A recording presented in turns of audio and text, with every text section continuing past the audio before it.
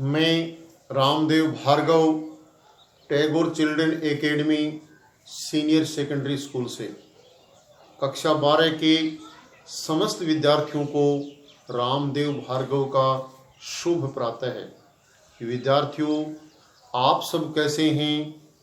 Corona महामारी के इस दौर में आपके स्वास्थ्य की हम शुभ कामना करते हैं। विद्यार्थियों, कल हमने अलंकार उप विषय को पढ़ा। शेष जो अलंकार उप विषय रह गया था उसका अध्ययन हमें करना है। कल जैसे कि मैंने आपको बताया था कि काव्य में शब्द और अर्थ की सुंदरता बढ़ाने वाले साधन को अलंकार कहते हैं। अलंकार के दो भेद बताए थे, शब्दालंकार और अर्थालंकार।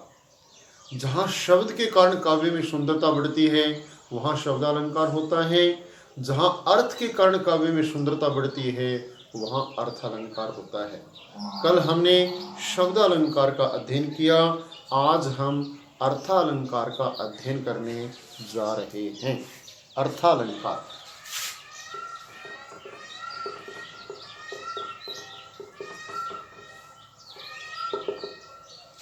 अर्थालंकार किसे कहते हैं?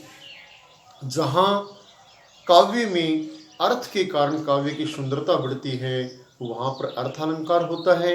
जैसे कि मैंने परिभाषा आपको कल लिखाई थी, जैसे सुंदर वदन सुधाकर जैसा। अब अर्थालंकार में अपना आता है पहला उपमा अलंकार।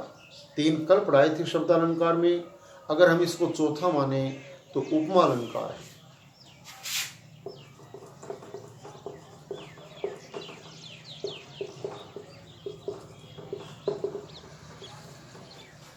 उपमा अलंकार किसे कहते हैं? दो वस्तुओं में भेद होते हुए भी जहां समानता दिखाई जाती है, दो वस्तुओं में भेद होते हुए भी जहां समानता दिखाई जाती है वहां पर उपमा अलंकार होता है। इसकी परिभाषा लिखें।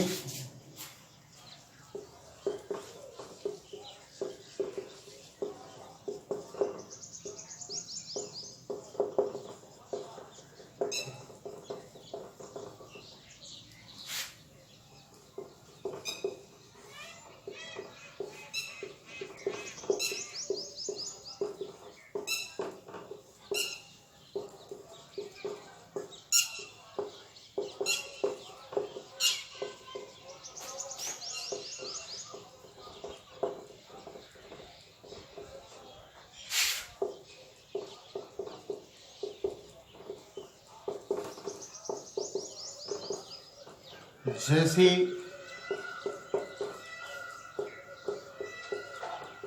पीपर पात सरिस मन डोला।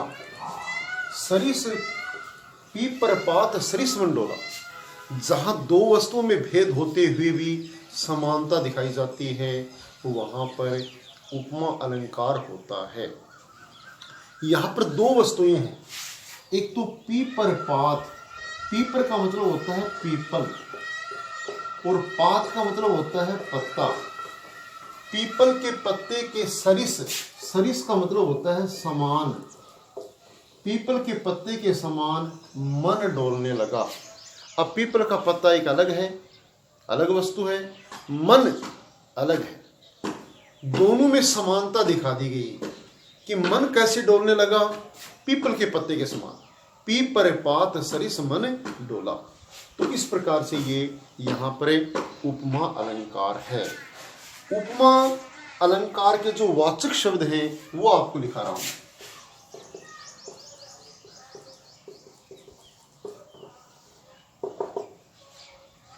इसमें सा से सी सरिस।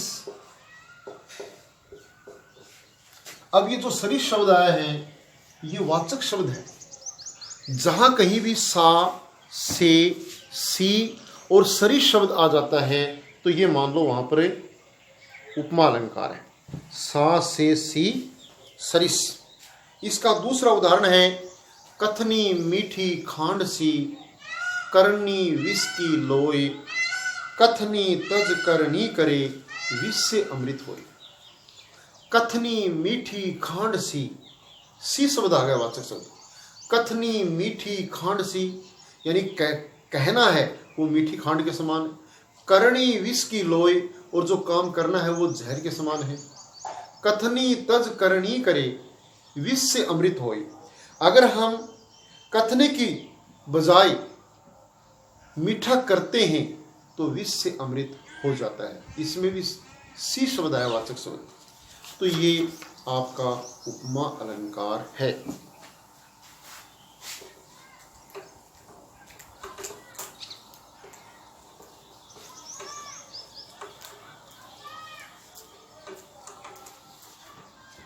अगला है रूपक अलंकार।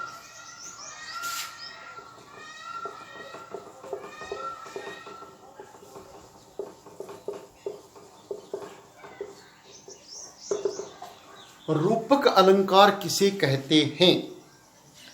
उपमेय में उपमान का जहां निषेध रहित आरोप होता है वहां पर रूपक अलंकार होता है। रूपक अलंकार की परिभाषा देखें, जहां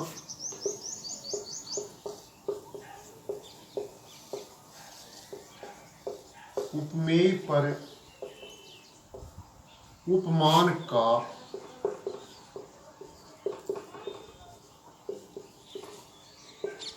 निषेध रहित आरोप होता है वहां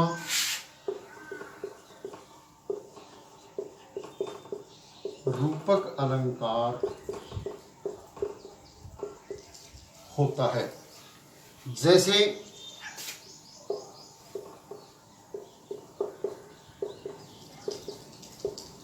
राम कथा सुंदर कर तारी,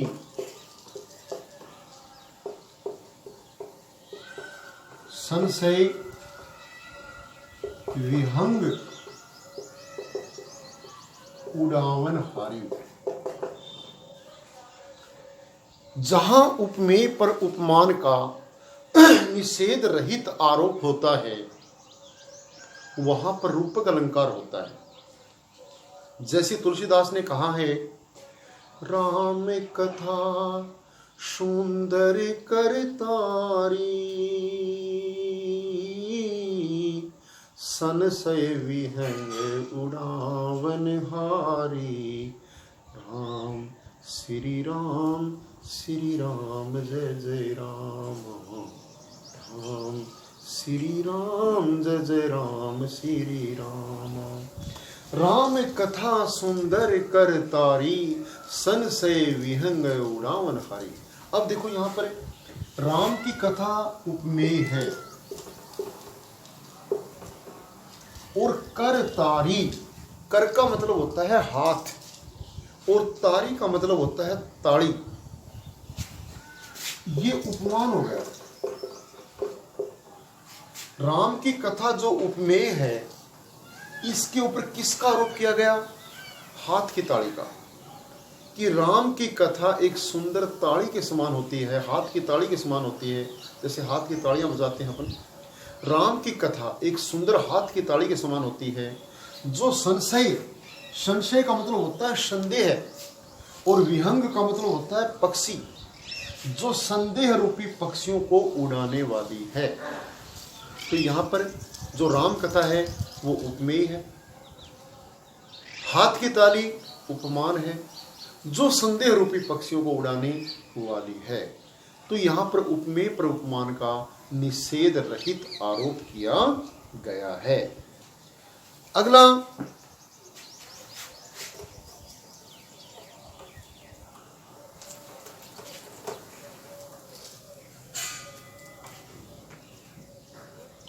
उत्प्रेक्षा अलंकार।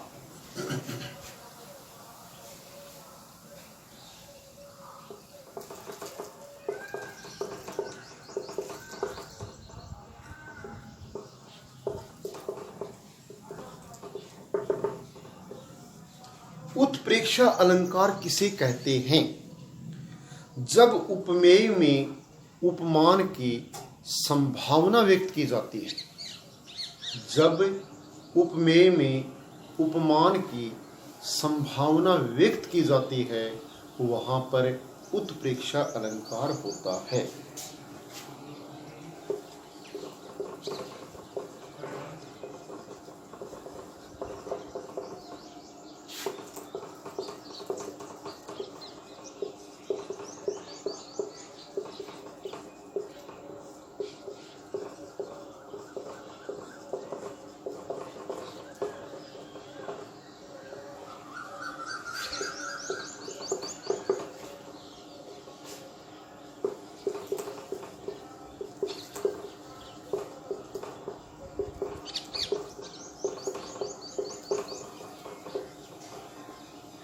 जैसे इसके वाचक शब्द हैं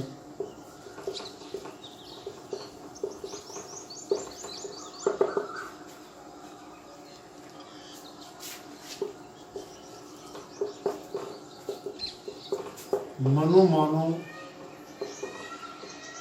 जनो जानो,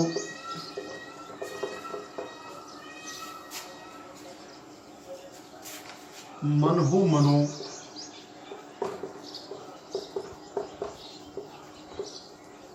जन हो जनो इत्यादि। जैसे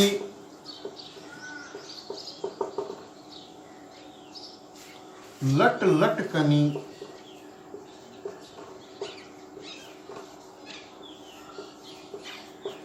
मनो मत मधुप गण, मादक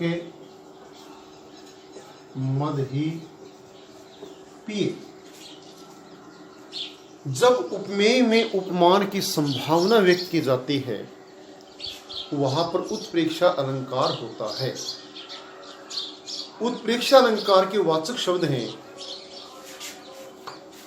मनो मानो, जनो जानो, मन हो मनो, जन हो जनो इत्यादि। इसका उदाहरण है लट लट कनी, मनो मत मधुप गन, मादक मद ही पिए। अब यहाँ पर लट का मतलब होता है बालों की लटाएं। ये भगवान श्री कृष्ण की बाल्यावस्था चित्रण किया गया है कि जब भगवान श्री कृष्ण बाल्यावस्था में हैं, उनके सिर के घुंघराले बाल हैं, वो कितने सुंदर हैं अपने आप में, उसका चित्रण करते हुए महाकवि सूरदास ने कहा है, क्या कहा है कि लट यानी बालों की लटाएं, लटकनी लटक रही हैं, मनो मानो, मत यानी कि मस्त, मधुपगन यानी कि भौरे, मादक, मादक का अर्थ होता है नशीला, मदही, मदही का अर्थ होता है शहद, एक मदही का मतलब शराब भी होता है, पिए, पिए का मतलब होता है पिए हुए। यानी भगवान श्री कृष्ण का मुख एक कमल के समान है, उसके ऊपर जो उसके घुंघराले बाल हैं वो उसी प्रकार से उनके मुंह पर मंडरा रहे हैं, हिल रहे हैं, सुंदर शोभायमान हो रहे हैं, जैसे भंवरे कमल के रस का पान कर रहे हैं। नशीले रस जो कमल का जो परागकण है उसका पान भौरे कर रहे हो। इसी प्रकार से भगवान श्री कृष्ण का जो मुख सौंदर्य है वो देखने को मिल रहा सूरदास जी के अंतर चक्षुओं से।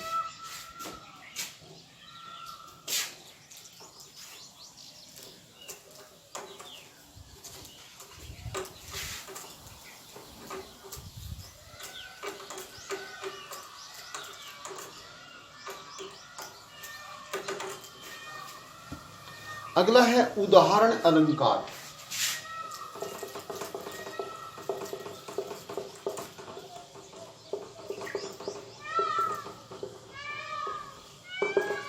उदाहरण अलंकार किसे कहते हैं? जब एक बात कहकर उसके उदाहरण के रूप में दूसरी बात कही जाती है और दोनों कथनों की जैसे ज्यों जिमी किसी वाचक शब्द के द्वारा क्षमता दिखाई जाती है तो वहां पर उदाहरण अलंकार होता है। परिभाषा लिखिए, जब एक बात कहकर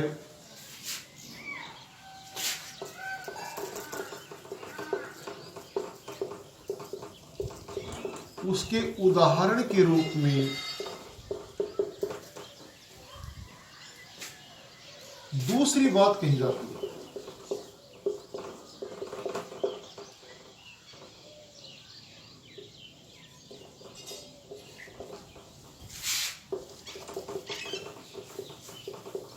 दूसरी बात कही जाती है और दोनों कथनों की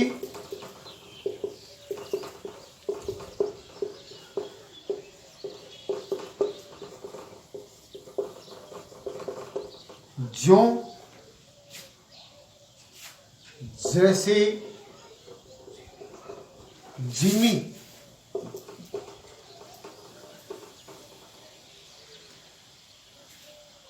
आदि किसी वाचक शब्द द्वारा क्षमता दिखाई जाती है।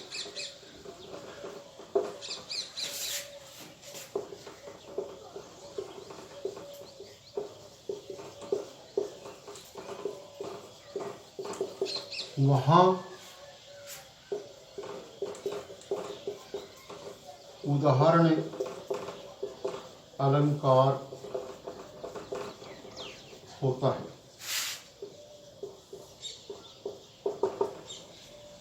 जैसे निक्की पे फीकी लगे,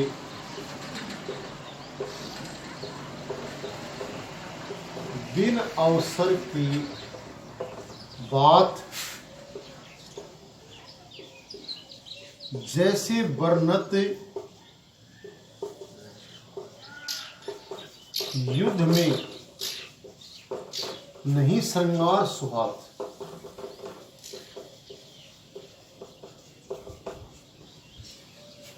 देखो उदाहरण अलंकार की परिभाषा दोबारा देखें। जब एक बात कहकर उसके उदाहरण के रूप में दूसरी बात कही जाती है और दोनों कथनों की जो जैसे जिमी आदि किसी वाचक शब्द के द्वारा क्षमता दिखाई जाती है, समानता दिखाई जाती है, वहां पर उदाहरण अलंकार होता है। जैसे निक्की पे फीकी लगे, निक्की का मतलब होता है अच्छी, फीकी का मतलब होता है बुरी, कि अच्छी पर बुरी लगे बिन अवसर की बात।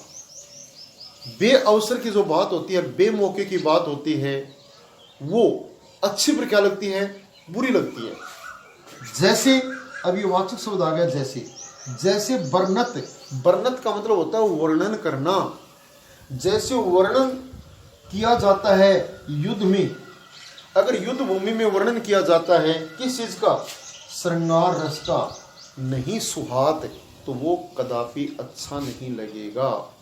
युद्ध के मैदान में श्रृंगार रस की कोई भी बात कदापि अच्छी नहीं लगेगी, क्योंकि युद्ध भूमि में वीर रस ही काम करता है, वहां श्रृंगार रस का कोई स्थान नहीं होता है। ऐसी स्थिति में नीकी पे फीकी लगे, यानी अच्छी पर बुरी लगे, बिन अवसर की बात, बेमौके की बात, जैसे वर्णत युद्ध में, जैसे युद्ध भूमि में वर्णन किया जाता है किसका, श्रृंगार का, नहीं श्रृंगार सुहात, तो श्रृंगार रस वहां पर कदापि अच्छा नहीं लगता है। इससे अगला है विरोधाभास अलंकार। यह आपका कक्षा 12 का अंतिम अलंकार है जो आपके पाठ्यक्रम में माध्यमिक शिक्षा बोर्ड राजस्थान ने रखा है। टोटल कक्षा 12 में 8 अलंकार हैं। 8वां है विरोधाभास अलंकार।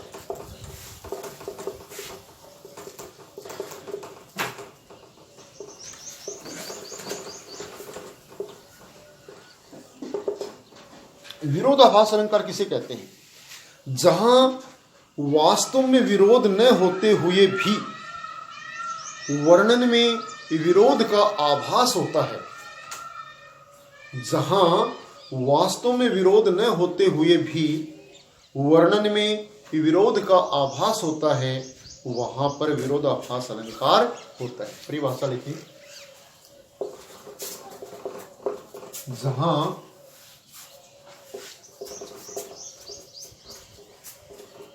वास्तव में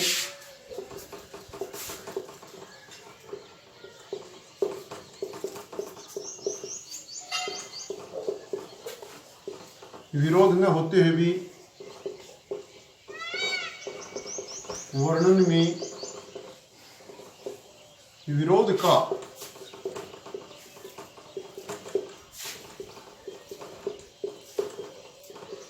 आभास होता है,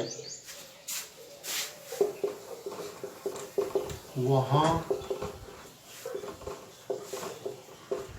विरोधाभास अलंकार होता है। जैसे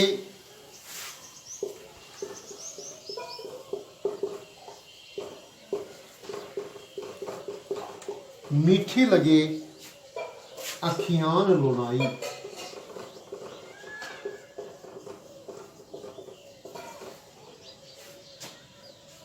अब इसके दो अर्थ लग रहे हैं। मीठी लगे, मीठी लग रही है, अखियान आंखों की, लुनाई, लुनाई का मतलब होता है लवण, लवण का मतलब होता है नमक। जब नमक ही है अपने आप में जो तिक्त है वो मीठा कैसे लगेगा? मीठी लगे अखियान लुनाई, यानी आंखों का नमकीन युक्त वातावरण मीठा लग रहा है। अब मीठा तो मिठास युक्त होता है, और जो तिक्त होता है अपने आप में लवण युक्त होता है, वो तो मीठा होने का सवाल ही नहीं है। लेकिन एक इसका एक अर्थ और लग रहा है। वो क्या? कि मीठी लगे अखियान लुनाई। लुनाई का दूसरा अर्थ होता है लावण्यता। लावण्यता का मतलब होता है सुंदरता, कि आंखों की सुंदरता मीठी लग रही है। तो पहला जो हमने अर्थ लगाया कि मीठी लगे अखियान लुनाई, कि आंखों की जो नमकीन युक्त तिक्त वातावरण वो अच्छा लगे, आपस में मिल नहीं रहे हैं। हमें क्या लगेगा कि विरोध है इसमें, लेकिन वास्तव में विरोध नहीं है, क्योंकि यहां पर लुनाई का एक अर्थ और लगता है लावण्यता, अर्थात सुंदरता, कि आंखों की सुंदरता वो मीठी लगे। तो जहां वर्णन में विरोध न होते हुए भी विरोध का आभास होता है, वहां पर विरोधाभास अलंकार होता है। एक उदाहरण और भी है। या अनुरागी चित्त की गति समझे नहीं कोई, ज्यों ज्यों बूढ़े श्याम रंग त्यों त्यों उज्जवल होए। या अनुरागी चित्त की, इस प्रेमी चित्त की गति को समझे नहीं कोई, इसको कोई समझ नहीं पा सकता, इसको कोई समझ नहीं पाएगा। इसको प्रेमी चित्त को, प्रेमी दिमाग को। क्यों? क्योंकि जो जो बूढ़े श्याम रंग, ये जो जो श्याम रंग में काले रंग में डूबती है, त्यों त्यों उज्जवल होए, त्यों त्यों सफेद होती जाती है। अब जो चीज काले रंग में डूबेगी वो सफेद कैसे हो जाएगी? विरोध लगेगा अपने को। लेकिन हकीकत उसका दूसरा अर्थ क्या है कि या अनुरागी चित्त की, इस प्रेमी दिमाग की गति को कोई समझ नहीं पाता। क्यों?